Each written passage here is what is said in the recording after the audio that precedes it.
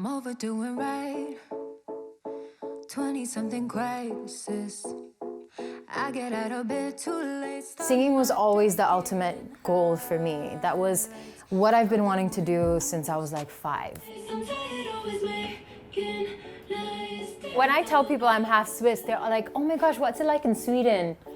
And I'm like, no, it's not Sweden. Switzerland is a completely different country. I get out of bed too late, start my day getting highlights of the morning news.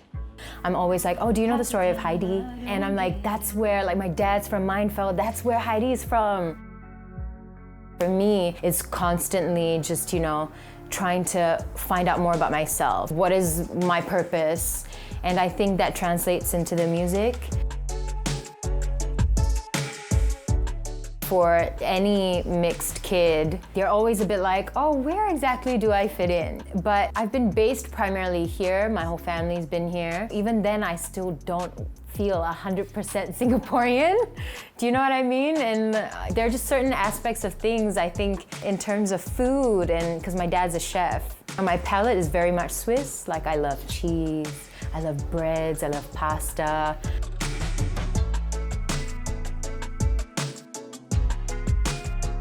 Alors je crois que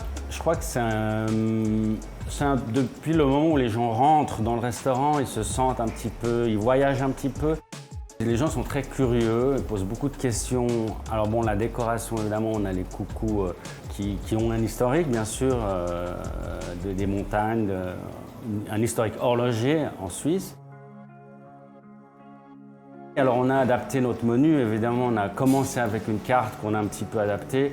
On a, évidemment, ils mangent un petit peu moins salé à Singapour, mais plus pimenté. Donc on a fait une fondue au chili, évidemment, qui marche très bien. Everyone kind of associates Singapore with being the Switzerland of Asia, right? So and from an infrastructure and I guess order and cleanliness perspective, I suppose we are.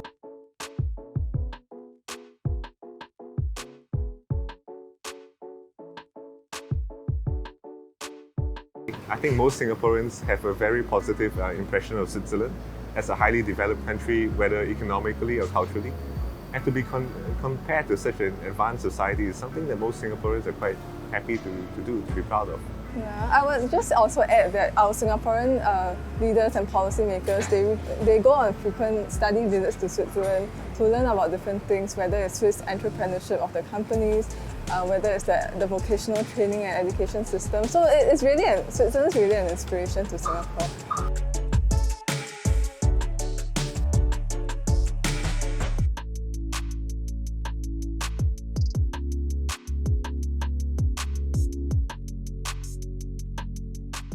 Pas loin de 40 ans maintenant, le Deputy Prime Minister Goh Chok Tong avait indiqué au Parlement que l'ambition du gouvernement de Singapour était d'atteindre les standards suisses de qualité de vie. Alors bien sûr, cette intervention a laissé des traces dans les esprits, dans l'agenda mental des Singapouriens. Mais en revanche, la réalité d'aujourd'hui est beaucoup plus contrastée. Je ne pense pas que Singapour soit la Suisse de l'Asie. Singapour, tout comme la Suisse, est un petit pays ouvert qui fait preuve de bonne gouvernance économique, qui fait preuve d'efficacité, de prospérité. Alors, je crois qu'aujourd'hui, la relation entre Singapour et la Suisse est une relation mature, une relation qui se définit comme un partenariat robuste, où nos deux États s'inspirent et se renforcent mutuellement dans toute une série de domaines, tout en reconnaissant qu'il y a certains secteurs qui sont en concurrence, mais je dirais une concurrence positive qui stimule à aller au-delà justement pour utiliser toutes les synergies possibles. Half the time I don't get it. My sister and my mom are based in Denmark, so every now and then if they find a cool artist, they will send it over to me. My cousins are in Switzerland, they send it to me as well. But I would love to find out a little bit more, be a bit more knowledgeable about the music scene there. I think it would be so cool if I could collaborate with somebody there.